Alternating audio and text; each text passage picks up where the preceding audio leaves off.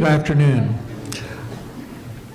It's great to see all of you here, and on behalf of the School of Business, we're very pleased that you're able to join us. This is a new event for us. We've not had this reception before, and it's an effort to reach out to all of our scholarship winners, and particularly the students we don't know, our freshmen and transfer students that we've not met before, and have a chance to get to know you.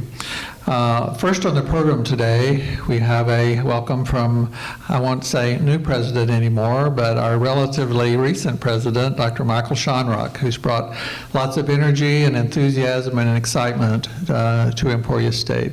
So, President Shonrock. Thank you.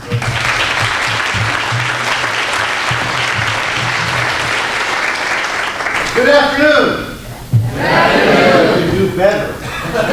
Lucky it's a football game, right? 5-0. We're doing well. So now they're up there. Ready? 1, 2, 3. Good afternoon. Good afternoon. Much better. Thank you very much.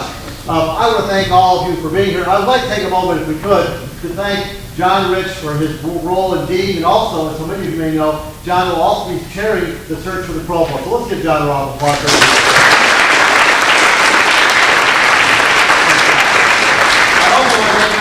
And also recognize Raphael. Raphael will be serving as the chair of the search committee for the dean of the business school. Let's give Raphael a round. If you're a faculty member, would you please stand for a moment? Faculty members, please stand. If you are a student, let's give your faculty a round of applause. Thank you. If you're a parent visiting today, please stand for a moment. Parents, I know there's at least one. Let's give all of you a round of applause. And of course, the most important group, which I'll recognize in a moment, is our students. But I have to share with you, I'm so excited about Emporia State University. This is a place that's going to be celebrating 150 years. In February, we're going to be taking an opportunity to have a big birthday cake and talk about how we've changed lives for obviously 150 years, which is pretty darn exciting for an institution. Earlier today, many of us were part of a new campaign. We're going to have a capital campaign for Emporia State University, the largest, most comprehensive campaign in the history of the institution. We call it Now and Forever, because we know we need to provide support now, but we know it will make a difference forever. And I want to share that with the students because it's really important for you to understand the investment that your faculty are doing and the investment overall that everyone is in your future. Because we want you to be very, very successful. So I want the students to hear that. We want you to be very, very successful because in a few years, I'm going to be calling you. If you understand what that means, you will. But I want you to know how excited we are. I tell a few stories, I love telling stories. But how many of you ever seen the Little Hornets? Little Hornets go around, Child Health Center. I just love that. I've done stuff with cookies and milk. Someone goes, why do you do juice and carrots? I said, I want them to like me. They have cookies all over themselves. And as you probably know, we've been trying to do the stingers up, try to get people excited about that. Some of us say maybe we should just do the number one finger, just kind of say stingers up that way. So I saw the Little Hornets going by, and I said hello to them, and one young man thinks I'm the mayor. Don't know why. Mayor, how's it going? Doing great. Doing great. Making great progress. He's doing great. So he's feeling really good about that. So I said, hey, how about stingers up? So we were out there getting all excited. I said, oh, one young man said, come here, long finger. He didn't really want him to come home that evening. He said, here's the president's office. Of course, he thought I was the mayor. So maybe I should let him know. Either way, we got a lot of excitement, a lot of buzz at this institution. My wife and I just love the campus, the community. The people here rock, and this is a wonderful place, and we want to continue everything we can to invest and reinvest in the future. I just love, I see Corky on me so often. We'll go from one event to another. By the way, you didn't know Corky doesn't say much. And so one day I'm telling you, so we're coming back from under the dome. And some of you were there, and we're up there with student government doing all these types of things. And I've always told Corky doesn't say anything. So we're just kind of walking from place to place. Because Corky gets in the legislative office much easier than I do, because they think it's kind of cool. So one time we're walking slowly out of the senator's office, just Corky and I, and as we're walking out, I heard this low voice. That way, hello. So I looked up and said, Corky, you're not supposed to talk here. Well, I can say stuff to you. Good, I didn't know that was a policy. But what was interesting to me is that we can't be quiet at Emporia State any longer. We got to go out there and tell our story, tell about the great things that we do, and ultimately the biggest difference we make is the students. this new flag. So on the faculty, thank you for what you do and continue to do. It's a great investment in our future. And for the parents here, thank you for giving us the opportunity to borrow your kids for a while. And thanks for your investment in their future, because we know it's a bright future. But the most important thing, let me take this, congratulations to the students for your various awards and recognition. You are absolute rock stars, and you're absolutely doing great things. In fact, when I finish this, I'm going to tweet this. So yes, I can tweet. I've learned how to do other things, but I'm sure I did it right. Nonetheless, we're making great progress. So for the students, would you please stand so we can recognize you? So please stand. Congratulations.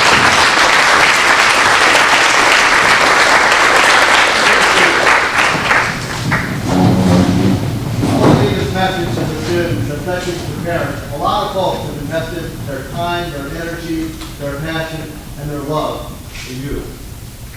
I'm going to ask that you can do the same type of investment in the future, because all of what we do is an investment in our future. And I am a complete optimist. I'm optimist about everything. I said the other day, I woke up and saw a new hair come out. Life is good. I'm feeling really optimistic about the future. My wife goes, what are you excited about? I said, a new hair. It's really good. She's like, bro.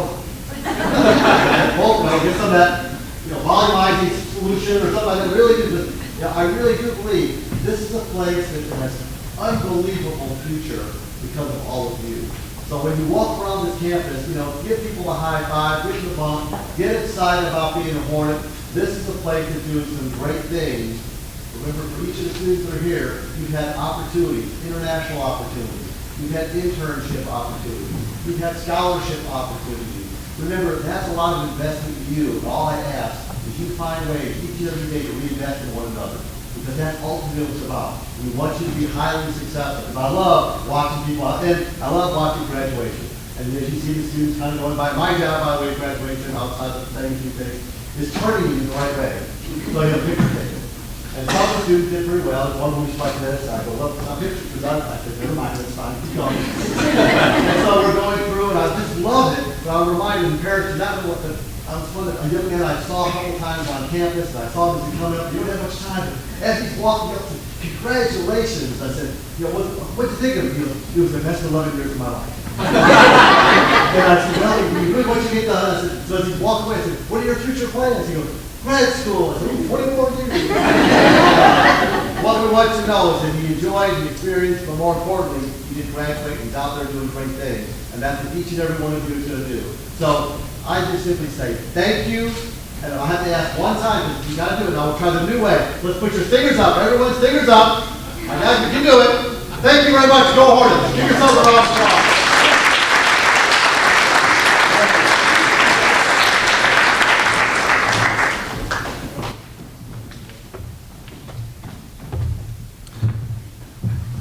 Thank you, President Shonrock.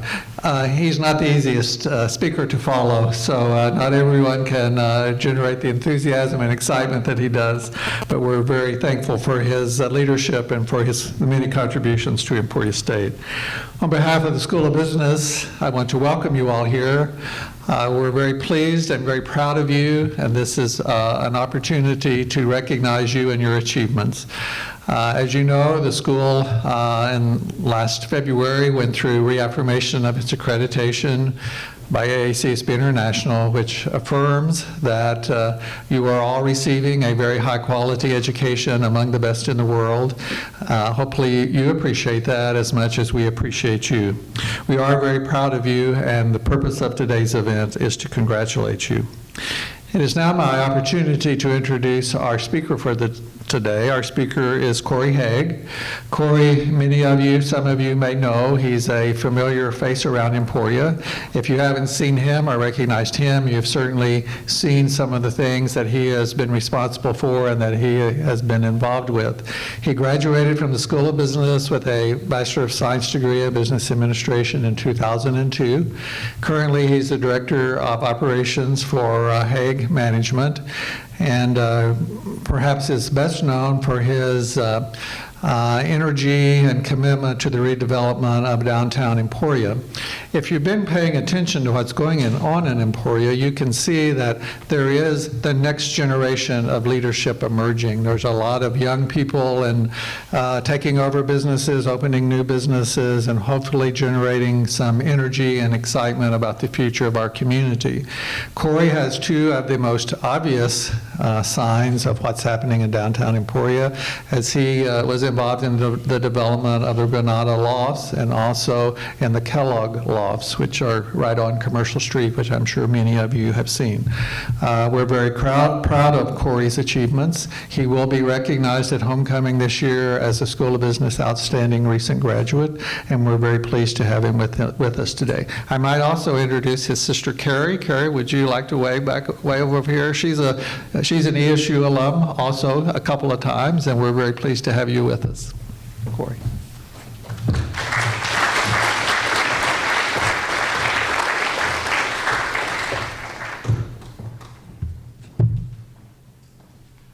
It's been about 10 years since I've given a speech or presentation, so I'm kind of a little scared, kind of like maybe many of you are in your business classes. But my name is Cory Haag. I did graduate from ESU in 2002 with a degree in business management, and I did get a minor in economics. I like to mention that. But I grew up in a small town south of here called Opie with a population of about 500 people. Dr. Rich invited me here today to visit about some of my experiences as a student here at ESU and also since graduating in 2002. A few months ago, I was contacted by ESU congratulating me on being named the Outstanding Recent Graduate for the School of Business this year. The School of Business gives out this award to graduates who graduated approximately 10 years ago. After hearing about this, I was so excited. I ran home that night and I told my wife what had happened, and she looked at me for a few minutes and she said, "Do you think they have the right person?"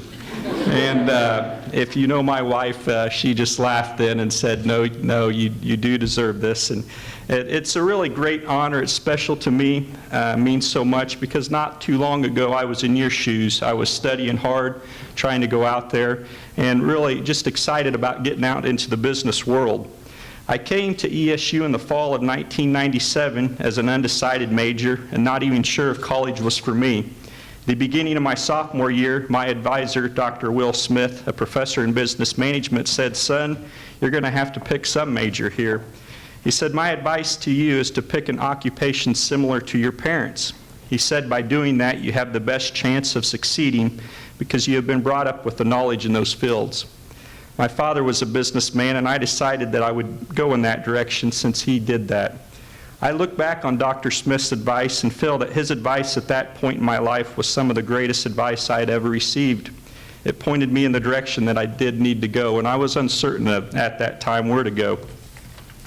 As with most students, my freshman and sophomore years were filled with non-core classes that made me question why I needed them. I remember thinking, why does a business major need biology, music appreciation, environmental biology, psychology, fly fishing out of all things, or theater appreciation? My junior and senior years came, and with it came the core business classes. Many of the classes were difficult, but each class seemed to educate in different aspects of business. At the time, we were doing nonstop group projects in every class, and I think you know what I mean. It's just one after another, and you're probably going through that right now. I didn't understand why I needed to be taught group projects and work in teams if I was going to be an entrepreneur. I wanted to be an entrepreneur, not work for a big company. But after graduating in 2002, it didn't take long to realize why I needed all those non-core classes. It also didn't take long to realize why the School of Business taught group projects so much. The world of business is about working with groups of people, network, and analyzing issues. The combination of these non-core classes and core classes help develop a well-rounded individual and can really influence how one thinks. I believe this is why business majors have one of the highest employment rates upon graduation, too. My degree in business management from ESU has allowed me to go out and use what I was taught to grow my own personal business. Today, I'm the manager of my family's company, Haag Management Incorporated, here in Emporia. We specialize in the management of college, residential, and senior housing. We pride ourselves on superior service and offering quality properties throughout Emporia. Early on, we realized how important good management was and that it is the key to maintaining good residents. We try to make sure each property we manage is meticulously mowed, trimmed, weed-eated, painted, and kept up on the exterior. We also strive to meticulously clean, paint, and detail the interiors of the properties also. This attention to detail has helped drive demand, which helps result in 100% occupancy for our properties. There's one thing, and that is early in life I had a passion for building things. It started with tree houses when I was 5 years old, and that passion has never left me. In addition to managing properties, I wanted to build and develop them. My senior year in college, I took a small business class. Many of you might be taking that too as a junior or senior, but in that class we had to start up a business and prepare a detailed business plan for it. My business plan consisted of a building of an apartment complex. A local real estate agent called me late one night that year, really excited. He wanted to buy a retirement facility in Emporia that was in bankruptcy and wanted me to run it. I told him he needed to sleep on it because that was a tough market, but I had a better idea. I told him about the need for high-quality college rentals close to campus and about my business plan. He told me it was a real wild idea and would never work. Well, he did sleep on it, and the next morning at 8 a.m. he called and said we were going to lunch to meet with a local builder about my idea. That late night call in combination with my business plan for small business management started me on my course of not only managing property, but also developing them. What we know today as the Prairie Sage Apartments next to campus was the result of that late night phone call. And since that time, I've been part of the development of the Sundance Apartments next to campus, the lofts at Prairie Sage, the Whittier Court Apartments, the Brentwood Court Apartments, the Ashley Estates, the Ashley 2 development, Eagle Creek Patio Homes, Opie Main Street Cottages and Courtyard, the Georgia Square Townhomes next to campus, the Granada Lofts, and the last one's been the Kellogg Lofts. Each of those developments has allowed me to expand my business knowledge, meet people of all ages, and learn from numerous mentors, and grow as a person and a business professional. I love going to work every day, meeting new people. In the real estate world, there's constant excitement and possibilities. Sometimes I wear my wife down with all these exciting things that I want to do. But with focus and hard work, creative ideas, and attention to detail, a person can do anything in real estate. It's really an occupation with unlimited potential. The problem is after graduation, you're thrown out there into the business world and you're either going to sink or swim. There's no one there pushing you to learn more or to learn less. It's up to you to go out there and perform and continue educating yourself. About 6 years ago, I started the Granada Lofts project in downtown Emporia. I had spent about 2 years researching how and where I wanted to build the mixed-use development. I was 27 and had worked hard to develop the project by myself. It took about 2 years of planning and 1 year to build. It was an exciting project, but also at the same time it was a very risky one. Nothing had been built kind of like that in Emporia ever. I completed the building in 2008, and that year the national economy went south. The feds were bailing out banks. Tyson Meats in Emporia laid off 1,800 workers. Banks were scared to loan money, and Emporia's economy was in a state of shock. By the time the project was complete, I had lost 30 pounds and was waking up in the middle of the night with deep sweats. I gambled a lot on that project, and all these negative events were happening all around me. I was consumed with more negative thoughts instead of positive thoughts at that time. But one morning, a banker walked into my office, and he had a gift for me. He handed me this very small book right here with a red ribbon on it. He said, "Cory, I want to give you a gift." I thanked him and he left. I was thinking to myself, oh boy, this is the last thing I need is some book with a red bow on it with everything going wrong right now. That book ended up being the best gift and advice I've ever received. The banker knew at that point that I needed the motivation and advice in that book. It was written by Earl Nightingale, entitled The Strangest Secret. It was a turning point in my life. Earl Nightingale was one of the best motivational teachers of our century. He was known as the Dean of Personal Development. It's the #1 motivational book of all time.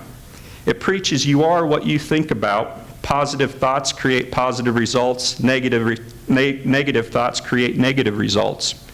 I look back and say, why did it take me into my late 20s to hear about this? But if you're a business major, you must buy this book. You could also get this on YouTube now, and that's a really neat thing. It's like a 32-minute video, but it's the strangest secret. But for business majors, this will really click with you right here.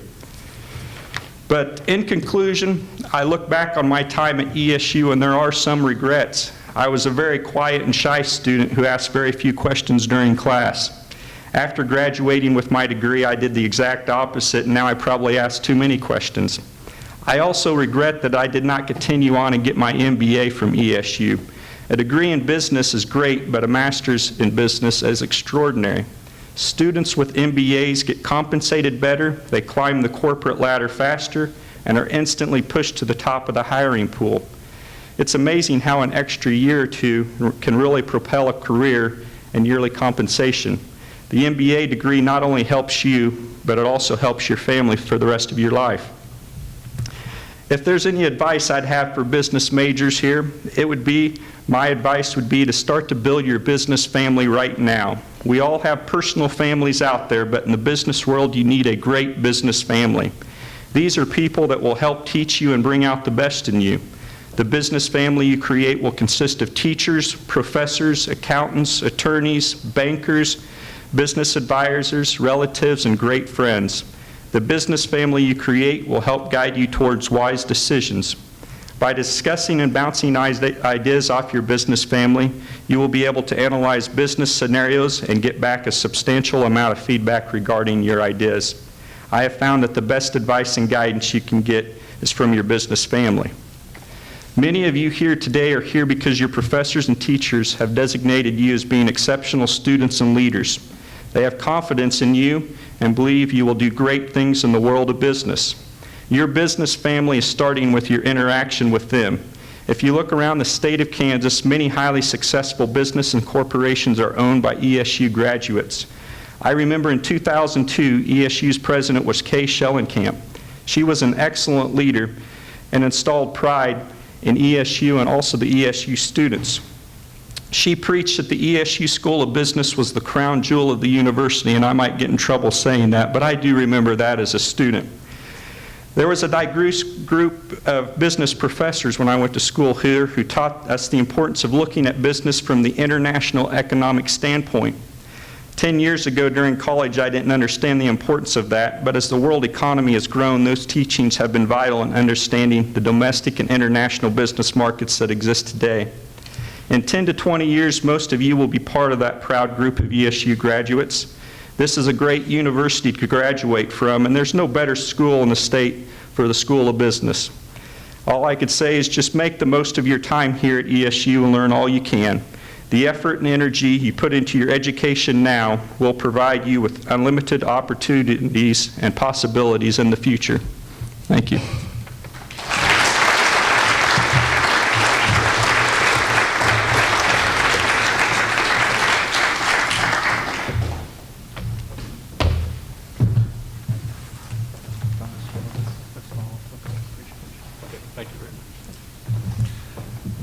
Thank you, Cory. I can see that, I hope you agree with me, we made an outstanding choice for our outstanding recent alum this year. We're very proud of you, Cory. At this time, I would like to well, first off, I would like to introduce some other people, or at least one other person that hasn't been introduced. Our provost has just come in, our interim provost, Dr. Gwen Alexander. Gwen, we're very delighted to have you with us. I would also like to introduce some of our donors. I think I have all of them here. I'm not sure exactly who is here and who is not. But Sandy Fleming, Sandy, if you would stand. Sandy is a trustee of the Preston Trust and is here representing the Preston Scholarship Fund. Jody Fund is, Jody is an alum, recently retired from ConocoPhillips, moved back to Emporia. He really is an Emporia State person, true and true, and he has funded a scholarship in the Merle Fund, a business scholarship. Thank you, Jody. Dolores Hines, Dolores represents Capital Federal Savings. She is the manager of the local Capital Federal office and has been a longtime supporter of ESU and of this scholarship program. Karen Mitchell. Karen, are you here? Karen is also an alum and a former student and has done a variety of things, but currently she works for the Kansas Society of CPAs in Topeka, and she is here representing the KSCPA and to recognize or be involved in the recognition of the KSCPA scholars. Thank you, Karen.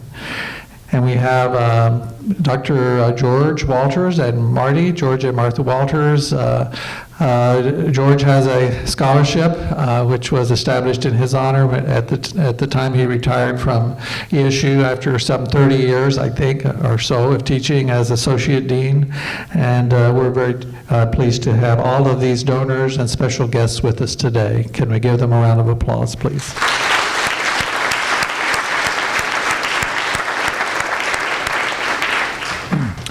One of our goals today was to keep the program reasonably active and for it not to be too long. So rather than have everybody come up and get their certificate, we've already distributed the certificates, so that will speed things along. I'm going to introduce the students that are part of the Capital Federal Scholarship Program. This is our most substantial scholarship program in that it recognizes about 25 students a year, 5 freshmen, 5 sophomores, 5 juniors, 5 seniors, 5 MBA students. It is a scholarship that a student can receive as a freshman, and if they do well, can keep it all the way through their MBA program.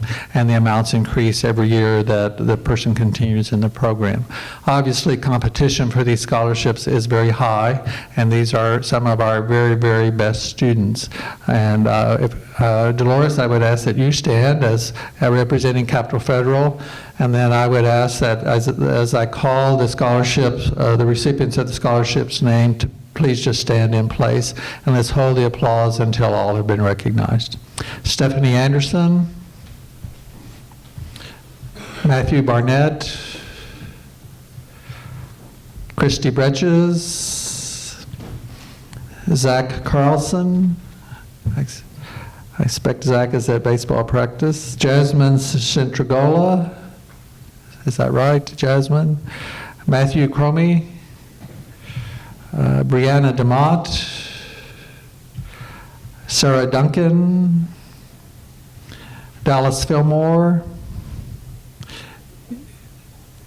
Dylan Geisert, G-E-I-S-S-E-R-T, Dylan. Amanda Hyman, Lindsay Holthouse, Kayla Lansing, Michael Luthi, Ashley Lyon, Alicia Lyon, I guess it is, sorry, Anthony Mercer, Eric Porter, Brittany Rees, Nicole Rottinghouse, Jason Rowland, Krista Saylor, Nicole Scala, Victoria Slinkard, Mallory Walden, Eric Weathern, and Anna Zimmerman. Let's recognize all of these outstanding students.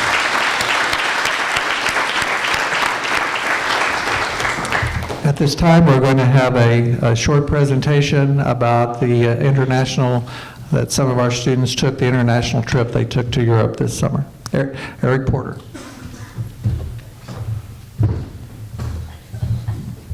How's everybody doing today? Good? Okay. Some of you are probably wondering who I am. My name is Eric Porter. I'm a senior business administration major. I'm from the large city of Madison, Kansas, about 20 miles south of here. And if you've had me in class, you're probably up here thinking, why the heck are they letting him speak? But I promise I'll be on my best behavior.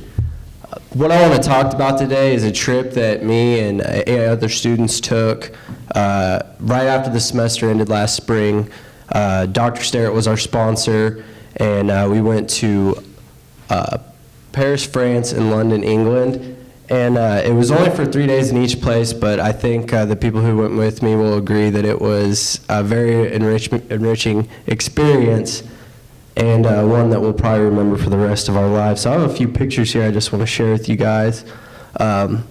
These are, well, this is Paris, and that is obviously the Eiffel Tower. If you've never been to Paris and you're going to go see the Eiffel Tower, give yourself a little bit of time because it is a long wait. It's a long wait, and it's not a cheap wait either. But just standing in the line waiting to go up to the top of the tower, you learn a lot of things about culture and how diverse the world really is, just from the armed guards walking around with automatic weapons, you know, people performing, trying to make money. You can really learn a lot just by observing. So if you see, that's the group that went. That's the courtyard that's facing from, I can't remember if that's the south side or the north side. And then that's just a picture of me at the middle section. That's not even all the way at the top. So we also visited the Louvre and Notre Dame Cathedral, and that is obviously the Mona Lisa up there. And probably the most the thing that I remember most about Paris is just how different they are. You might think that they're being rude, but they think that they're being normal. So try not to take anything too personally. Just one story that I want to share with everybody, and if you were there, it was kind of a scary experience. Looking back on it now, it's actually kind of funny, but as you know, our cell phones didn't work over there, and we were on the tunnel, and we got separated from Dr. Starrett, and we ended up getting lost. We got lost, and we were on the tunnel, and we got to the last stop, and the last stop before Versailles, and Versailles is like 20 miles outside of the city of Paris. We didn't have cell phones. We had no GPS. All we had was a map and 9 of us students who have been spoiled with technology. So we had to figure out how the heck to get back to our hotel. None of us spoke any French. And we're sitting there going, okay, Versailles is that way, so we can't go that way. And it was about 2 hours before it got dark, so we ended up making our way back. And probably, you know, what you learn the most about Paris from a business standpoint is how culturally different it is, how many things you would never think about being socially accepted are, and how many things you think are just normal might be offensive. And you know, you really got to watch yourself over there. But anyways, Paris was a lot of fun. It was, you know, 3 days isn't enough time. You know, you really need to spend more. But anyways, it was a great time. And London was a lot different, actually. Somebody told me that before I went that I would have a harder time understanding the Brits than I would people in Paris. And I thought there's no way that that's true, and that ended up being the case. They talk so fast, and they have accents, and they have a whole new slang term. Things like fish and chips. Chips are not potato chips, they're French fries. And potato chips are called crisps. So some of those language barriers do still exist in the town. We got to visit Buckingham Palace. We spent a lot of time next to Parliament, and obviously that's Big Ben there in the background. One cool thing about London was it was right before the Olympics was happening, so they had a lot of Olympic stuff going on, and there was a lot of excitement going on in the town. And that is the London Eye, and if you get all the way to the top, you can see all out across the town of London. It's very, very cool. That is Tower Bridge, which has been seen. I'm sure a lot of you recognize that. And then one thing we did get to do, which was pretty interesting, was the Bank of England Museum. We got to see how money has evolved in Britain over time. If you've lived here, you know, your whole life and never gone anywhere else, you might assume that everybody else has the same monetary history that we have, and that's really not the case. So just being exposed to that was a lot of fun, and it was very rewarding. And basically, if you ever have the opportunity to go. Because you never know if you'll get another opportunity to go again. And for me, it was probably one of the most rewarding experiences I've ever done, and it's something that I'll remember for a really long time. So I'm really glad that I went. I wish we could have stayed longer. learned a lot culturally and, just a lot about ourselves, and it was a really good time. On a side note, I'd like to, Dr. Sterrett was a big help in making this happen, and he's not able to be here today for health reasons, and I just want to wish him a speedy recovery, and go Hornets. Thanks.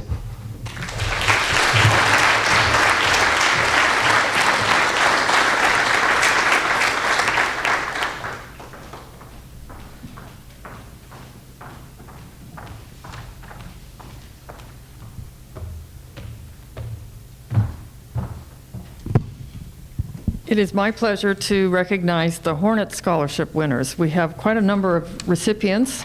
I'm going to read each name. It's going to take a bit, but if you are here, please stand and remain standing until I've completed the list, and then we can give you a round of applause. Gabriel Andrews, Dana Babler, Kelsey Ballou, Emily Bartow, Spencer Bauman, Joshua Benoit, Anthony Buffalo Meat, Benjamin Carlson, Jennifer Clark, Jonathan Clark, Mary Klaus, Cheyenne Koopman, Lindsay Quadra, Karen Edmonds, Royce Franklin, Brett Fry, Aaron Fuchs, Corey Grubb, Matthew Hayfell, Ashley Hamilton, Sierra Hastings, Wesley Heinlein, Adriana Holub, Carrie Kelly, Kokavi Lawson, Katie Levita, Paige Lindstrom, Daniel Lockhart, Megan McKenna, Seth Miller, Jeffrey Miller, Travis Moore, Jacqueline Morris, Sabrina Myers, Chelsea Osborne, Laura Patrick, Dalton Picononis, Andrew Pauly, Ashton Proctor, Elizabeth Ravenstein, Andrea Rhea, Darren Reddick, Timothy Rod, David Richards, Todd Schultz, Chelsea Sidebottom, Dominique Smith, Haley Spicer, Emily Stevenson, Blake Sturgeon, David Taylor, Sierra Taylor, Grant Tevis, Jacob Torkelson, Alex Wilson, Carson Wilson, and Jingyuk Yang. Let's give these students a round of applause and congratulate them on their scholarship award. I'm also here to recognize the recipients of the School Business Scholarship. We have a fund of awards that we give to a number of students, and this year I believe all of our recipients were students with a 3.75 GPA or above. So this is certainly the top of the top. I again have a nice long list of students to read off, and again, if you would please just stand and allow us to recognize you at the end. Kelly Bacon, Ashley Brandt, Jennifer Bratton, Christy Bretches, Benjamin Carlson, Zachary Carlson, Jasmine Centrangola, Sherry Conklin, Brina DeMott, Sarah Duncan, Chelsea Eagleberger, Christina Engel, Dallas Fillmore, Aaron Fuchs, Dylan Giesert, Marissa Gurman, James Gorman, Bethany Hawkinson, Amanda Hyman, Michaela Hinnerman, Lindsay Holthouse, Martha Kidd, Hanyu Lee, J.E. Lee, Amanda Mai, Anthony Mercer, Carrie Nicholson, Oladipo Alauni Pikun. That's a difficult one for me. Justin Orzel, Kyle Fitzenmeyer, Jason Fortmiller, Eric Porter, Amanda Privet, Jingjing Chui, Brittany Reese, Nicole Rottinghouse, Krista Saylor, Whitney Schmidt, Eugene Scoggin, Vashti Simmons, Wendell Smith, Charles Stanturf, Andrea Stows, Ryan Streeter, David Taylor, Casey Teachman, Alice Tunks-Jones, Mallory Walden, Eric Wythern, Joseph Wythern, Glenn Weiss, Joshua Wright, and Anna Zimmerman. Let's congratulate these wonderful students.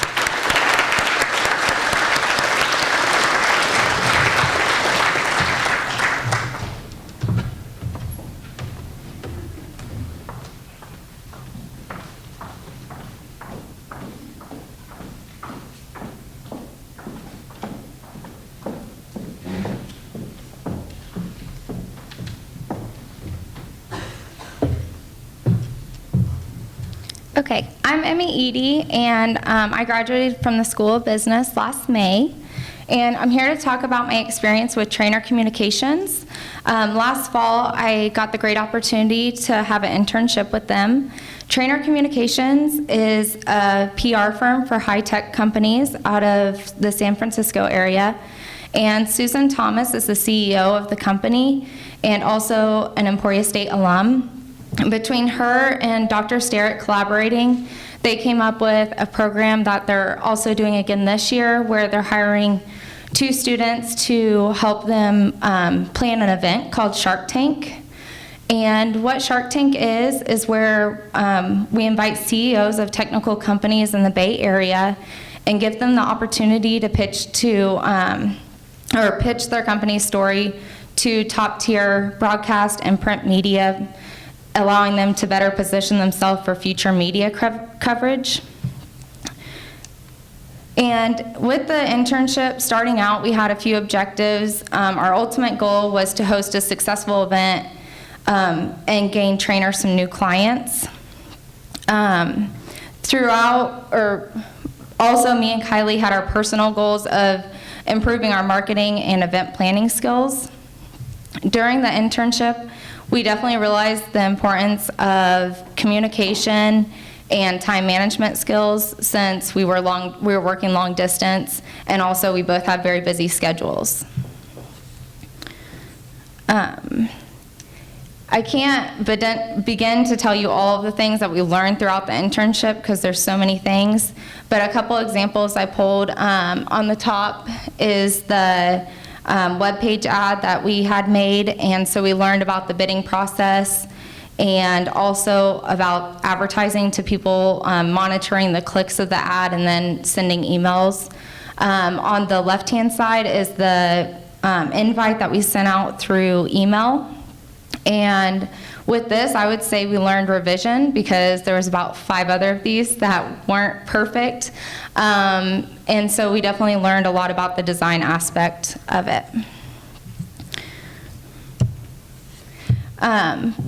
With Shark Tank as the event, we didn't want the CEOs. They had to pay, I think it was $150 for an entry fee with it.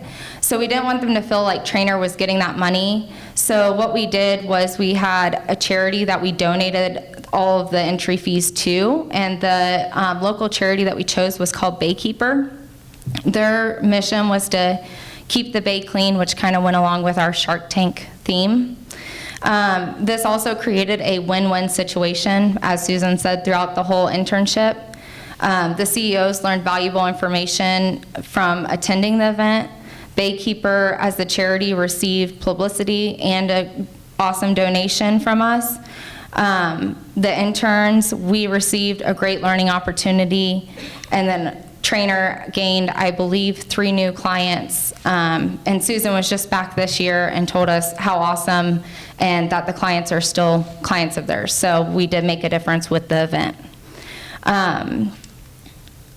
This is, at the bottom is a picture of us at the actual event. Overall, we learned so much from the event, from the importance of communication and teamwork, and then setting goals and finding the means to meet them. This internship was a wonderful learning experience, and I'm very appreciative I had this opportunity. So that's it.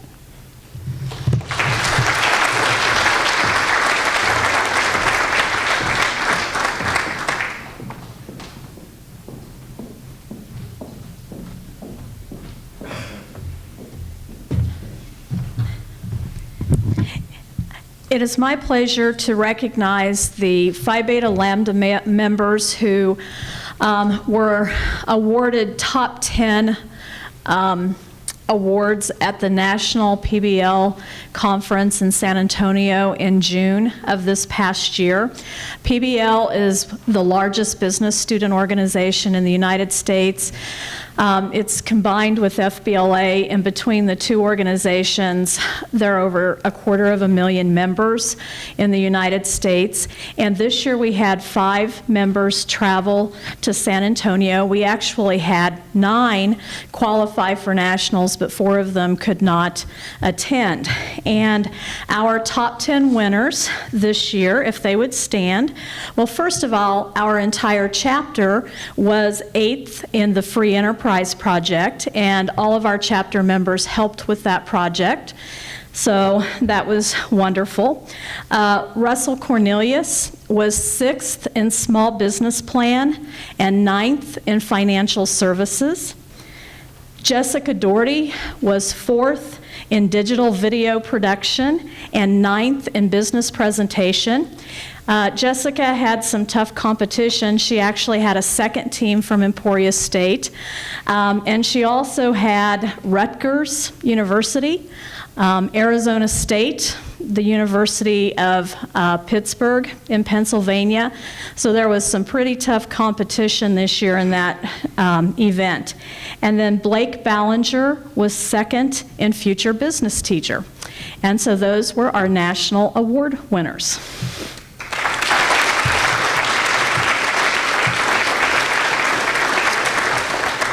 And we are looking forward to Anaheim next June.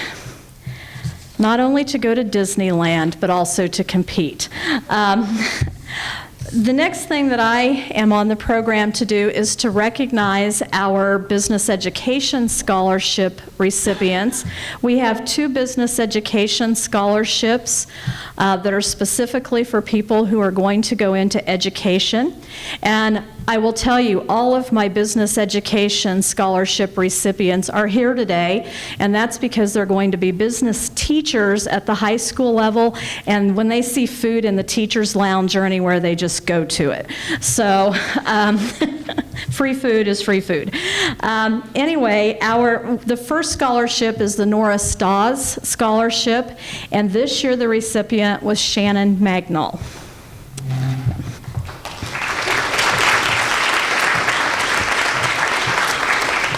The other scholarship is the Helen Dow Memorial Scholarship, and this year the recipients were Blake Ballinger, Jessica Doherty, Shannon Magnol, Jessica Medlin, Tyler Swally, and Tyler's probably at track practice, I'm guessing, and Jacob Tapia.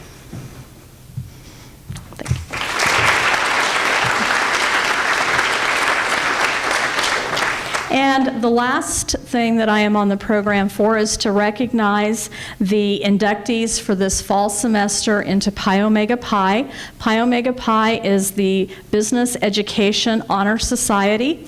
Our chapter, which is the MU chapter, has been in existence at Emporia State since 1929.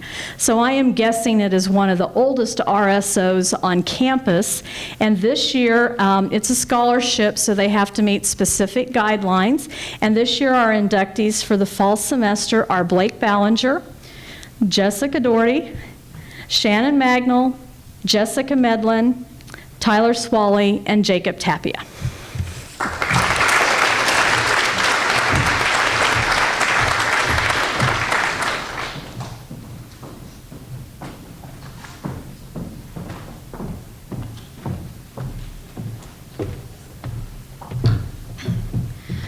Hello, I'm Nicole Scala. I am getting my master's right now, but I graduated with an accounting degree and a minor in information systems, and also a minor in Spanish, but it's not really business. Anyway, so I'm going to talk about my internship experiences at Coke. I actually had 2 internships with them. The first one was I worked with their consolidated accounting group, and I did net income after tax statements and worked with forecasting. And then my second internship was in their tax accounting group, so I worked with tax provisions. So just a little bit about Coke's program that I liked was they had a lot of pre-internship engagements. And so we did stuff like get together with the other interns and kind of meet them before it all started, so you saw some familiar faces.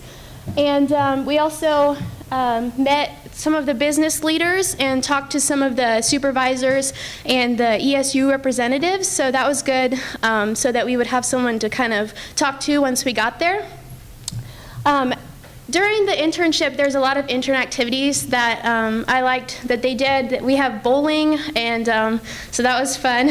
But we also did things like the community service opportunities, and we did Habitat for Humanity. And I think that was a really good experience just to kind of see how people in the real business world do care. And so during my internship, a lot of the people that I worked with did Habitat for Humanity as well, and not just the interns. So I think that was really important to see. And community service is important to me too, so I liked how that connected. Also, they had the MBM training lunches, and they really taught us about their culture. And so I just enjoyed my internship because I really got to see how people in the business world work on a day-to-day basis, and how they really do follow their guidelines that the company sets for them. And I think it's a really important thing to see how, I guess, pervasive the culture is throughout the organization. And so seeing that firsthand really helped me figure out that Coke is where I wanted to go, because it fit kind of how my culture is as well. And then we did some ESU intern activities with the ESU college recruiting team. So I think this internship, or both the internships, are really valuable for that reason as well, because not only do you get to meet some of the other interns from ESU, but you also get to meet past ESU students. And so you can ask them the hard questions, you know, that maybe you can't ask the professors, and you can ask them things that maybe you can't even ask your supervisor. So that was a really good experience, just to kind of hear what they took away from the whole experience, and how they like the job now, and what the other interns are thinking. And so that was really fun. They also had like a family day, so you could bring in your family and they could see what you've been up to all summer. And I think that's good, so that it held me accountable for what I was doing that summer, because then I had to explain it to somebody that doesn't know anything about accounting. And so unlike your family, mine doesn't have anything to do with accounting, so they don't know anything. And so I had to tell them kind of what business is all about, and what I was doing, and explain it in really easy terms. And so that was a good experience too. I think internships just give you that opportunity to really tell other people kind of why you're passionate about business. And so they also have an intern project that we did. And at first I was like, another project, because ESU, we have a lot of team projects, you know, as he mentioned before. And but this one was different, because you didn't have to follow specific guidelines that you know, the professors have in the classrooms. It was just come up with something that you think could benefit the company, or that you think could improve their processes and things like that. So we got to be really creative. And in case you're wondering, my first one was about cotton acquisition, and then my second summer I did another presentation, and it was about job shadowing. But it's just a really good experience to have that freedom to come up with a group presentation and put all your brains together and make something that really means something, and apply it to a real world situation. The last two things that I have on here, the first one is that we actually had a question and answer with Charles Koch, and I thought that was really important, and I don't know about how other interns or internships do it, but for me, it was good to know that the president of the company wasn't shy, and he would come talk to the interns, and so it really made me feel like the internship was worthwhile enough for the leader of the company, to come and talk to us, and we could ask him any question that we wanted. It wasn't scripted or anything, and so that was really cool. And so I learned a lot just about the accounting industry in general, and then also about the company. And lastly, the intern banquet. Some of the professors from ESU came my first summer, and then the second summer we had way too many interns, so only the supervisors were allowed to come. But basically the value that I saw in my internship was just that, like I said, we got to see real world situations, and with your job, it's not like they tell you to do this and then you go do it and everything is a set daily task. For me, it was just, here's something that needs to get done. We don't care how you do it, but just get it done. And having that freedom in the real world instead of having to follow all these specific guidelines, it really gave me the opportunity to use all the skills that I've got from all my business classes. And so I think that was kind of interesting and really made me nervous at first, but I think it was worth it in the end. And then also I had ownership of my work, and so it was a good experience just to be accountable for something, and to know that if I screwed up, I screwed up and I need to take ownership, but also that what I owned is mine, and so no one else can really take that away from me, and I'm responsible for something. So it made me feel important at the same time. And next is just like the networking that I got through the internship program. But I just think internships in general, ESU does a really good job of setting up internship interviews with a bunch of different companies, and so that was a really good way to network at first to get into the internship, but then also, like I said, with the recent ESU grads and the other interns and other business leaders in general. With my internship in particular, since I was in the consolidated accounting group in corporate, I got to talk to a lot of the different business representatives that did the net income after tax. So I had to call a lot of people all the time, and it was really nerve-wracking because I don't like talking on the phone as it is, but it was a really good experience, and so I'm glad that they made me do that and didn't just do it for me. And then also, I got to meet a third-party client that they were working with for one of their operating systems in the tax provision internship that I did, so that was a good experience, just meeting other people outside of the company's internship. And then the CPE credit opportunities, I think it's important for accounting students especially to get internships because the CPE credits, those are like your higher learning credits for your accounting so that you can remain a CPA. And you have to get like 60 every year. So it's a big deal for accounting. 40? You have to get 40 every year. So either way, it's a big deal for accounting students, so I should know it. But yeah, so just to have the opportunity to kind of see what those are all about, and I did about 3 of them, and just to get a flavor for kind of what's ahead. So that was a really good experience. And then lastly, I got to job shadow some other areas. I got to job shadow some that did not-for-profit accounting, so that was a really good experience because ESU doesn't have a lot of not-for-profit classes, or they don't really talk about it in the classes as much. So that was a good experience, and I got to see some more information systems roles as well. So I guess that's all I really have. So.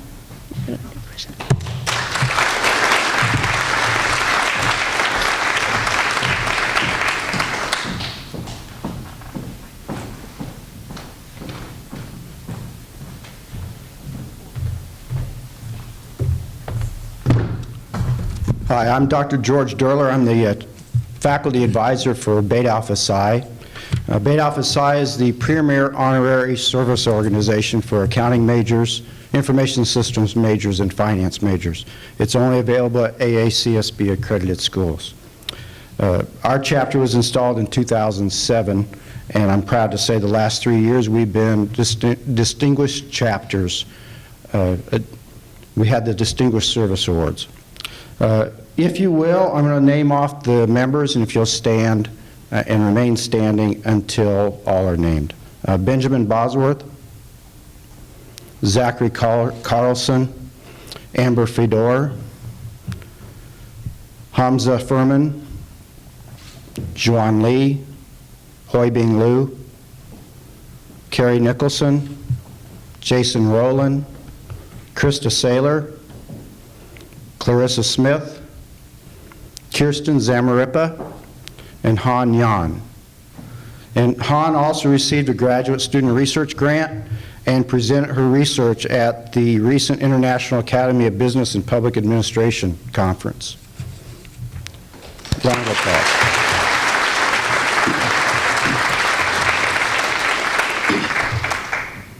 Okay, I'm also going to name the accounting scholarships. These are sponsored by several donors, various CPA firms, various companies. For the sake of time, I'm not going to list each donor organization. So if you will, stand, and if the donor is here, I'll ask you to stand also. So, Catherine Anderson, Tyler Beebe, Christy Bretches, Zach Carlson, and if Dr. Rich will stand. This is for the Rich and Carl Ricketts Scholarship. Sarah Duncan, Chelsea Eagleberger, Amber Fedor, Dallas Fillmore, Yi Jing Fu, Rihanna Kern, Anthony Mercer, Courtney Myers, Jason Fortmiller, and if Karen Mitchell will stand, for the Kansas Society of CPA. Courtney and Jason both have Kansas Society of CPA scholarships. Zhijing Zhua, Kristen Ranali, Jason Rowland, and Nicole Scala, and if Jody Fund will please stand. Nicole has the Merle Fund Accounting Scholarship. And finally, Amy Stuckey. Would you give each of these students a round of applause?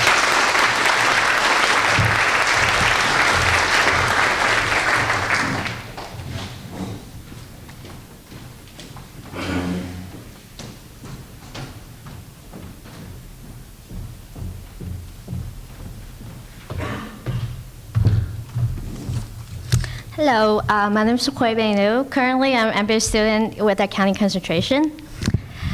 Sorry not putting up with my intern company, but trust me, it's really good experience in real life. They don't treat you as intern, treat you as full-time. So I interned with Cisco Systems. They make human networks through data centers, cloud computing, and all those, and technical services. So I met a lot of engineers that was there. And I interned with Cisco about 6 months, from January to July this year. I work as an internal operation auditor, which is to evaluate the risk of the processes and the system in place within the also Cisco as a company. And my primary responsibility including learning the end-to-end processes, evaluating the risks, and according to the risk assessment approach, it's kind of, a little too professional, but, and then we establishing communication with clients, then conducting field work, and of course, drafting documentations. Also, during my internship, I was almost challenged every day. And one of my major challenges in communication is how to communicate with your clients with clear, unbiased, and understandable message, and how to make them comfortable share information with you. Despite that there are many difficult times, but I'm very glad that I was challenged and every day because challenges and learnings always go hand in hand. So out of my internship, I not only gain a lot of knowledge in terms of internal audit process and also approach, but also many more of the soft skills like communication skill, problem-solving skills, and also being a team player, being flexible and adaptable. I'm really thankful to this experience, and I really encourage every one of you get out of your comfort zone and challenge yourself.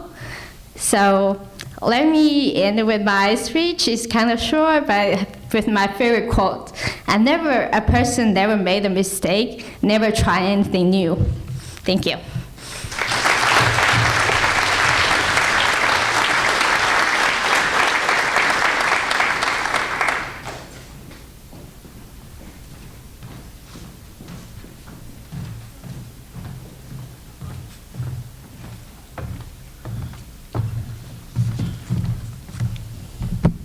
Well, for those of you looking at your program, I'm not Dr. Peggy Lane. I'm Dr. Ron Fries. Peggy Lane was unable to be here. I happen to be an information systems professor. I'm also the university coordinator, SAP university coordinator. Now, I bring this up because the first group I'm going to introduce are some of our students who passed the TERP 10 certification. Now, those of you that don't know what TERP 10 is, it is a certification that is presented by SAP, which happens to be the #1 enterprise resource planning software in the world. And as a University Alliance member, we have use of that software. A couple years ago, we started a enterprise resource planning concentration at the MBA level, and we offered the first certification class this last spring. The worldwide pass rate for this is 60%.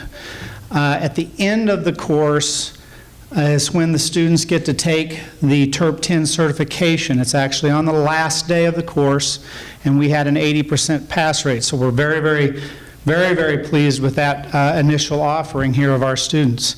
At this point, I'd like to recognize a number of the students. A number of them graduated with jobs, and some of them within companies that use SAP.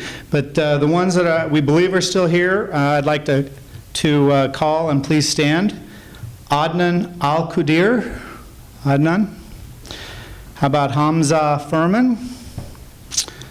Aaron Hoig. Omer Khan. And Lin Lin. Okay.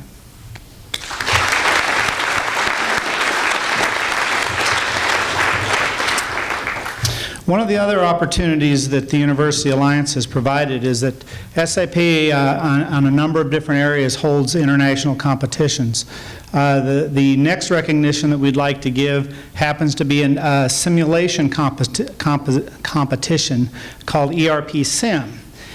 Now, the one that was held last spring happened to be with a simulation that's called a logistics simulation. This particular simulation is not taught in any of our courses, and so we had a number of students familiar with other simulations, and the team that was put together had only learned this particular simulation within the last 2 weeks before the first qualifying round. We ended up with our team in the final round of the competition. There was 15 teams worldwide in this final round. From one of the coordinators, the competition is coordinated out of HEC Montreal, which is in Canada. And one of the coordinators there had a comment that's what they said was, with their strategies, they were considered to be among the best teams in the competition. The net results they obtained are to be envied by most teams. One member of the team has graduated and had 2 job offers. The other 2 members of this outstanding team are with us today. Chris Franklin, I guess maybe just one, and Jason Portmiller.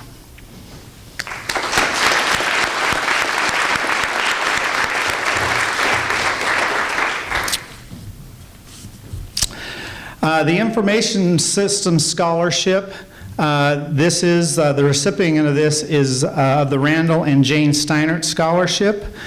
That recipient is Matthew Cromie. Matthew? Matthew has enlisted in the Navy, will serve his country upon graduation. Please join me in congratulating Matthew. I know he was here, he must have had to step out. Thank you.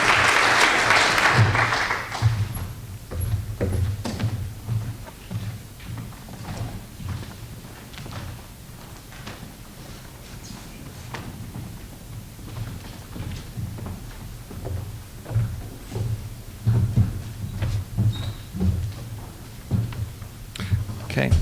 I'm obviously not Dr. Lane either, but in her absence, we'll present the Preston scholarships.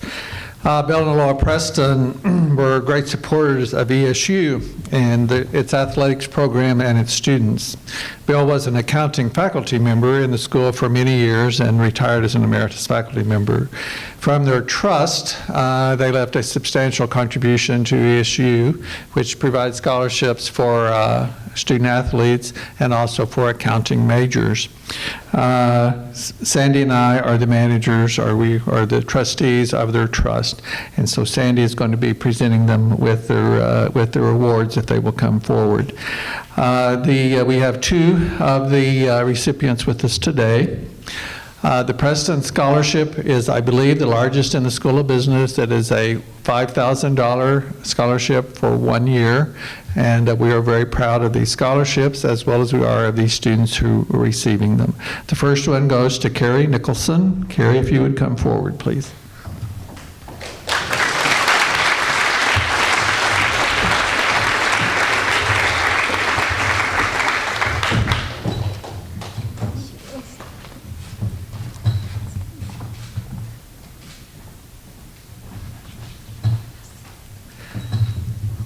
And the second student here is here today is Krista Saylor.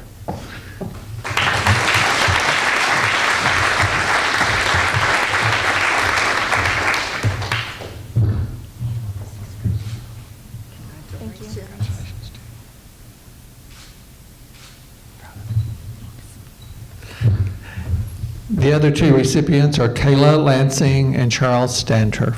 Thank you very much.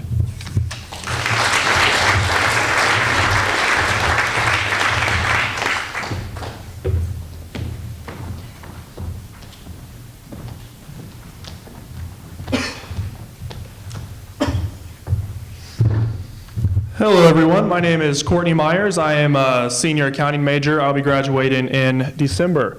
Dr. Rich came to me and said, Courtney, will you present for us about your Student Leadership Forum? We need about 3 to 5 minutes, so I'm going to shoot for 2.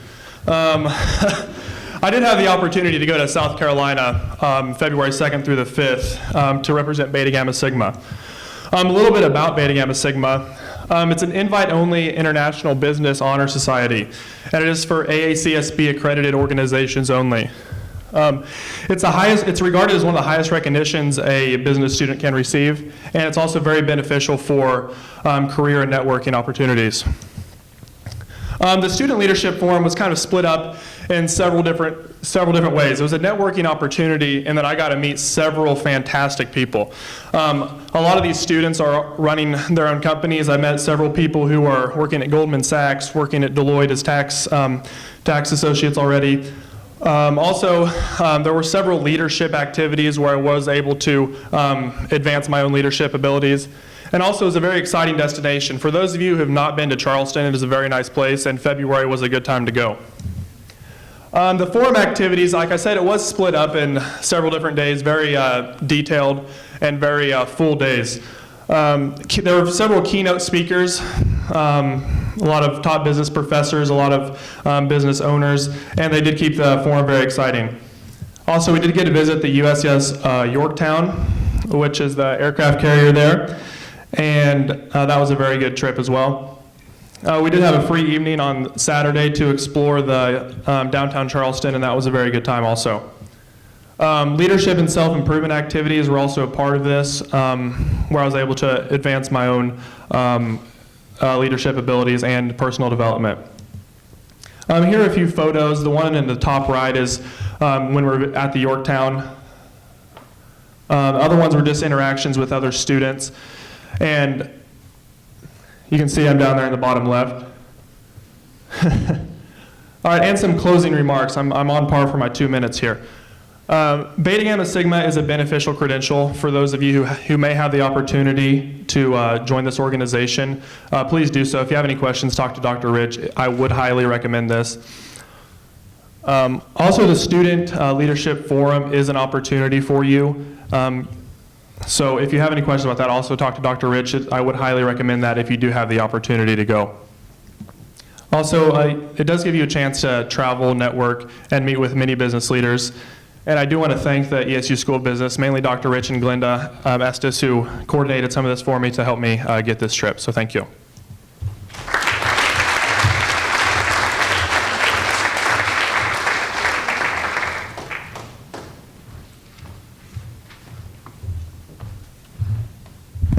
Well, that was an excellent explanation of Beta Gamma Sigma.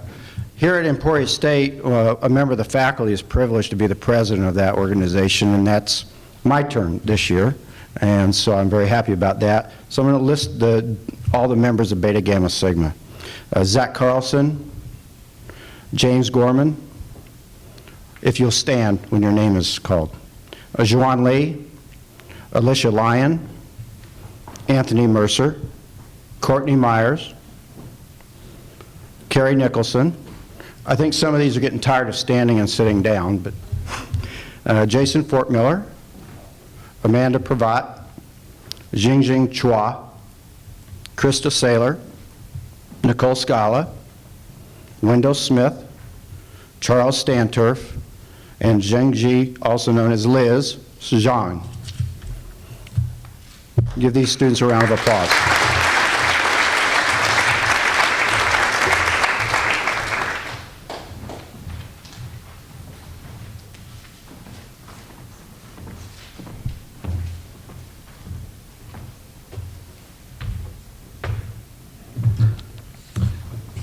Thank you to all of those who made presentations and were involved in the program today.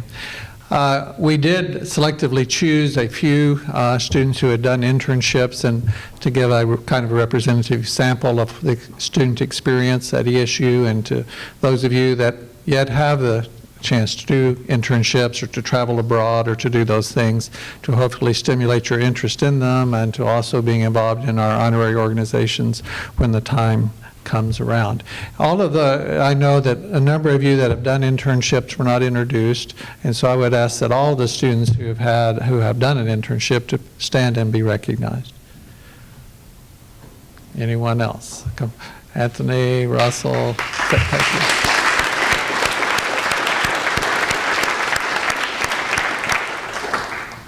At this time, we're going to present some special awards. Would the provost like to help me do this?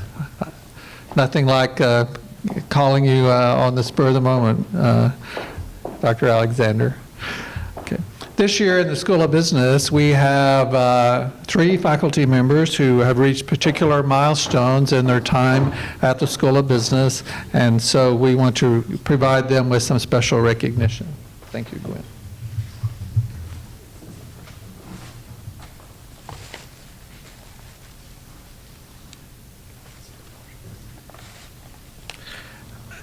If Dr. DeVito would come forward, please. Dr. DeVito is a professor in the School of Business and teaches management as well as some other things. His wife, Myrna Cornett DeVito, is here. Myrna, if you would stand. Myrna is an emeritus faculty member from the Department of Communications. So. You need to stay. You need to stay. You don't get out that easily. Dr. DeVito is a professor in the school. He's been involved in many things, and don't have time to list them all, but I would like to just touch on some highlights. He has received the School of Business Service Award in 1999 and 2005, the School Research Award in 1993, and the Award for Instruction in 1995. Ralph was really responsible for the establishment or the creation of what we now know as the ESU Career Fair. There was a student group that he encouraged and led them to creating a student-led career fair, which evolved into a School of Business career fair and is now the career fair that serves all of the university except probably those who are in teacher education. He has been the chair of the Kansas International Trade Coordinating Council and the Governor's Exporter of the Year Award, and has been involved with the key leadership in the state of Kansas. He's been involved with the Kansas Business Hall of Fame. A number of years ago, he was instrumental in the development of an exchange program with Clermont-Ferrand in France, and we had a number of students go to France to study. We also had more students come to Emporia and spend some time in Emporia gaining an American experience. Took a lot of time, a lot of energy, and a lot of management. Ralph is probably known as Mr. International, as he is the advocate of international education at every turn and at every opportunity. He is recognized as an instructor that made a major impact on the lives of students, and is held in high regard by our alumni and our current students. Ralph, thanks for your many contributions to the School of Business, and congratulations on 30 years of service.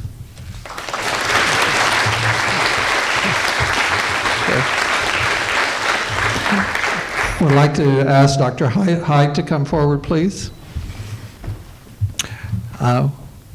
With Dr. Haag today are some of her family, her sister Lois Groneman and her mother Esther Groneman from Lincolnville, who are seated over here. We're very glad that you could join us today. Nancy Hyde is completing 35 years of service to the School of Business.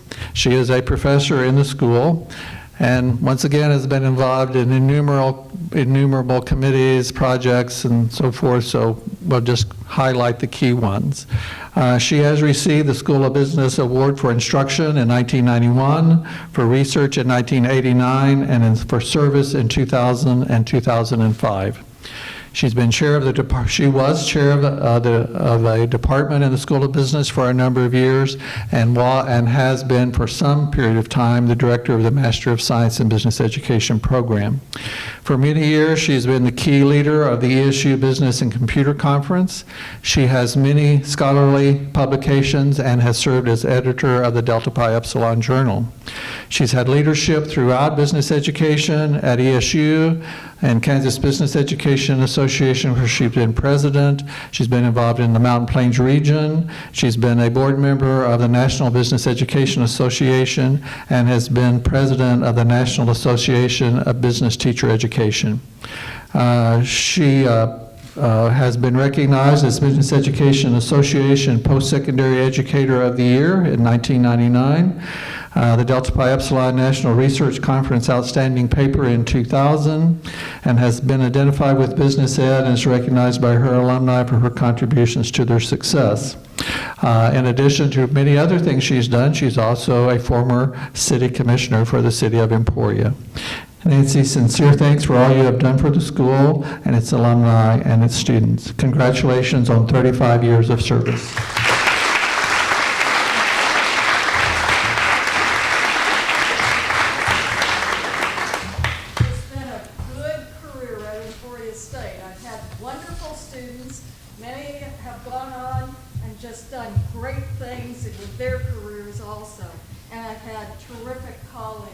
Especially here, but really across the country.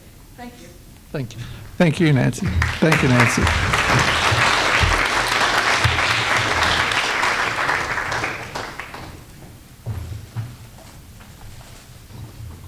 And lastly, we have Dr. Stanley Miller. Dr. Miller, would you come forward, please? Dr. Miller has been known by many names over the years, and these are names he calls himself. I'm not calling him these names. But he has been known as Fat Boy, Donzie, Dr. Shorthair, and among a few other things, but he is certainly one of our most beloved colleagues. Dr. Miller is completing his 45th year of service to ESU. In 1961, as a student at ESU, Don received the Wall Street Journal Award, the second year that award was ever presented. He's been involved in way too many things to talk about, but once again, we'll just hit the highlights. He has been a department chair, I believe, of the Department of Management, Marketing, Finance, and Economics. He has also been the director of the MBA program for quite a number of years. He is the school's only recipient of the Roar Cross Distinguished Professor, and in lieu of his fiery oratory at the graduation ceremony, the fire alarm went off. Do you remember that? That's quite a notable and memorable experience for those of us who were there. He's published 2 management textbooks along with Dr. Cat, and a good credit of which goes to Linda, as she was highly involved in the publication of those books. Don is a prolific publisher of professional scholarly journals, and he's also mentored many faculty with developing their scholarly stream of intellectual contributions. Has been and is a colorful and engaging faculty member, frequently mentioned by many alumni as their most memorable instructor that has had the most impact on their professional lives. He has been involved in a tremendous number of things. Donzie, thank you for your tremendous service to ESU and for 45 great years. Congratulations.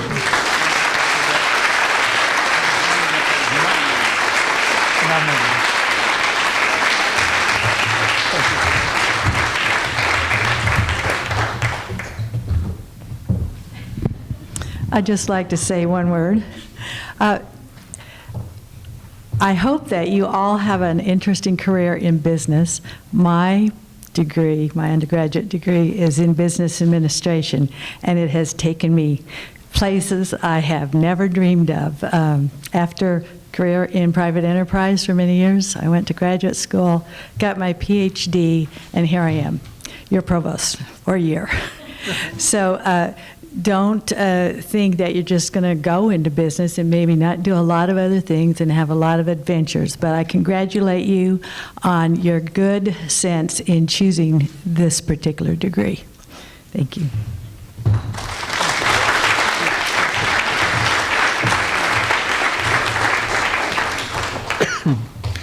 Okay.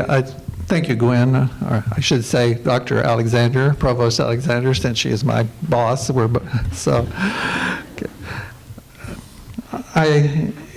It's been mentioned before, but as most of us know, Dr. Sterrett has had some health issues and is not with us today.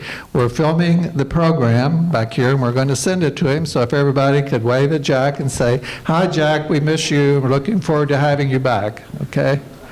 We anticipate he'll be back hopefully sometime this semester, and we hope he's making great progress.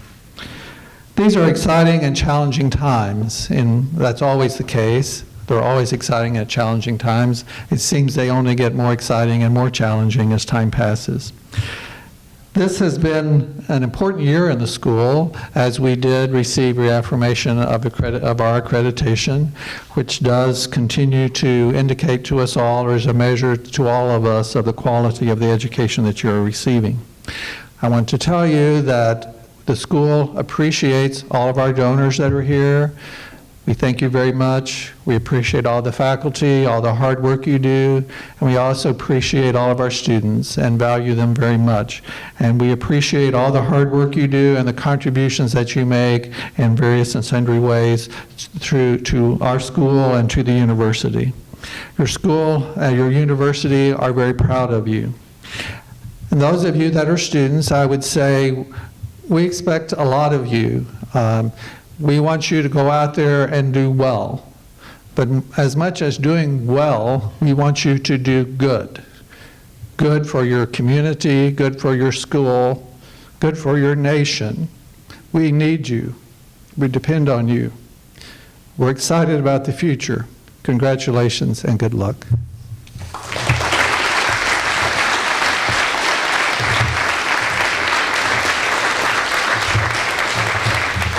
If there's any more food, it's already paid for, so help yourself.